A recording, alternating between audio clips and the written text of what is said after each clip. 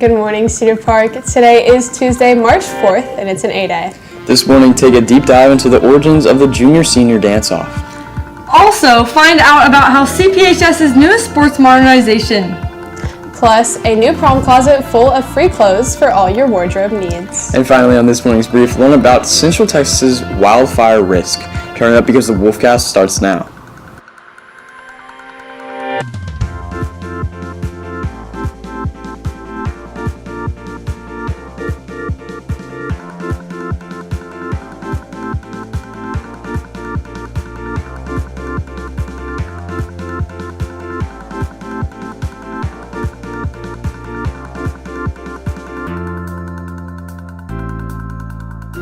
Good morning, Cedar Park, and welcome to the Wolfcast. I'm Lily Lynch. I'm Reed Cummins. And I'm Kira Cox. We wanted to start off today's show by congratulating our boys soccer team on being named second in our district.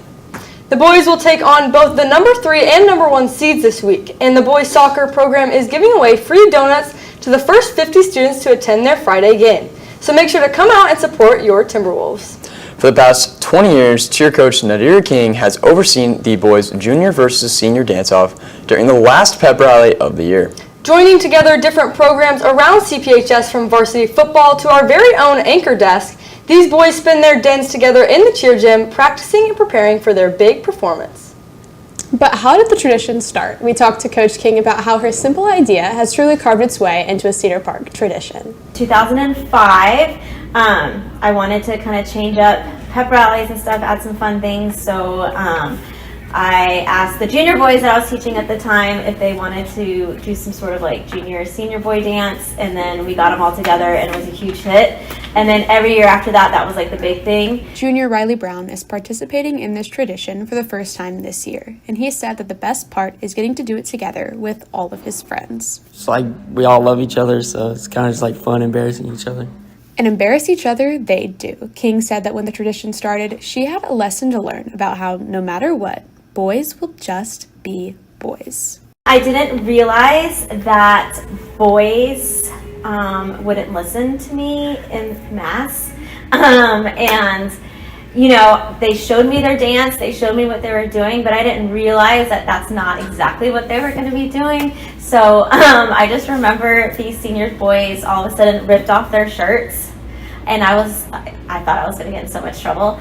But the principal at the time, Mr. Ron Lefevers, said to me, "Nader, boys will be boys."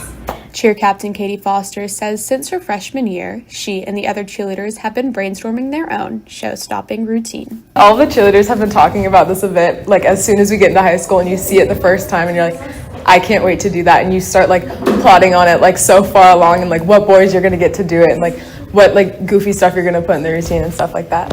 Senior Grant Fuller is returning for his second year in the dance-off. He says that this tradition really is a key part of CPHS culture. I mean, it's just a big part, you know.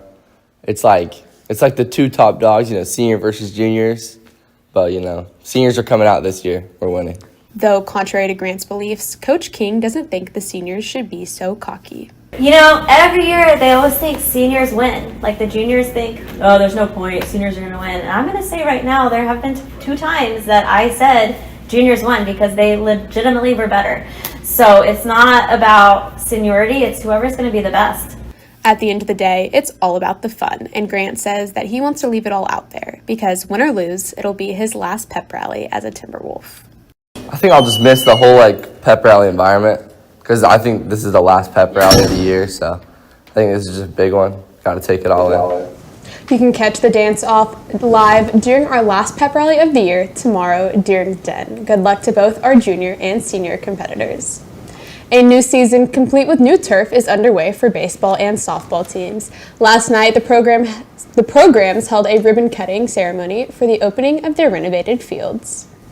The updated fields, located just behind the portables, are a long-anticipated addition to the CPHS baseball and softball teams, with the district bonds set in 2023 for its commission. During construction, the teams have had to train sporadically in many different places around the area.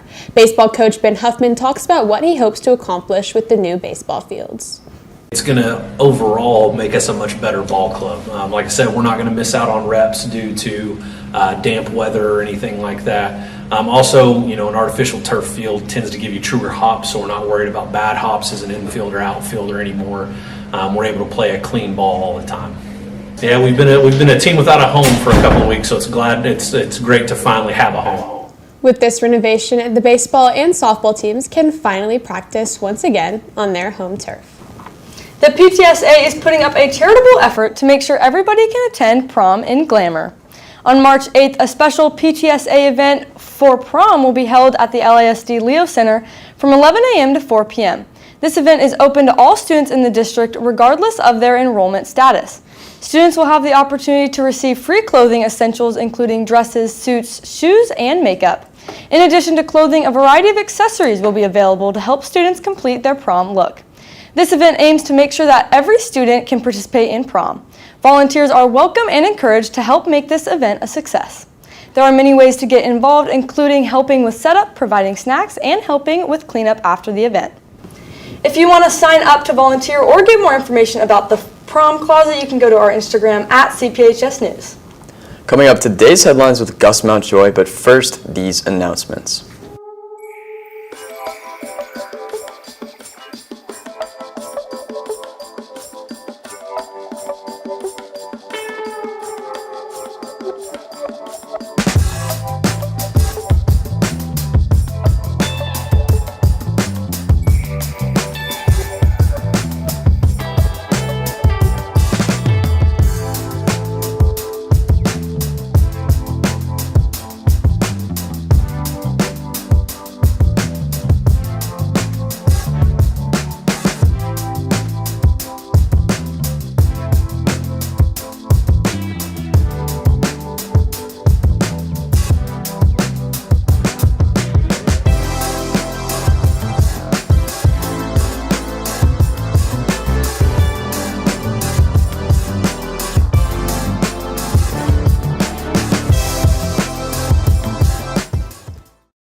Good morning, Cedar Park, and welcome to this morning's brief.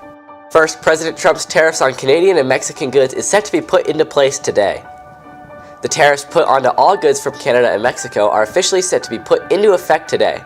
This comes after the tariffs were halted weeks ago. These goods will see a price increase and were originally postponed after much backlash from the public. Next, Central Texas is set to see potentially historic wildfire conditions today. Just weeks after Central Texas dealt with snow and ice, a warning has been issued for wildfire conditions as humid air and rain begin to pop up, with heavy winds forecasted after the showers have passed. The Texas A&M Forest Service has said this is a level 5 out of 5 fire danger category and continues a trend of fires seen across both the U.S. and the world so far this year. Finally, South by Southwest once again expects thousands of visitors for 2025. The historic Austin event, which attracts thousands of people each and every year, has begun to bring up challenges for city officials. A meeting was held by the city to plan out which roads to close and how to prepare for the crowds.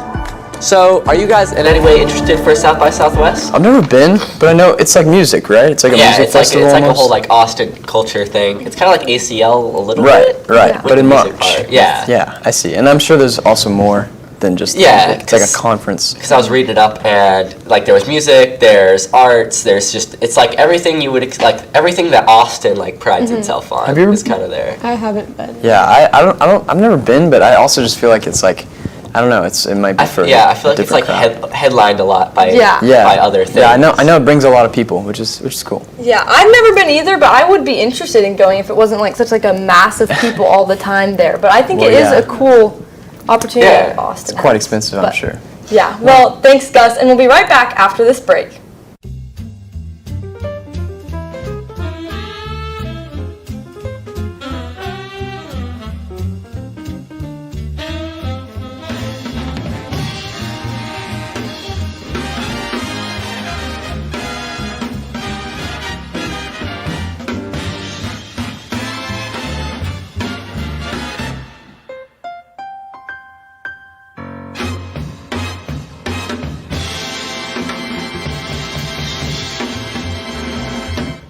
Now it's time for your Pet of the Week. This week we have freshman Colton Alderman's dog, Ollie. Ollie is a very cute and fluffy miniature dachshund.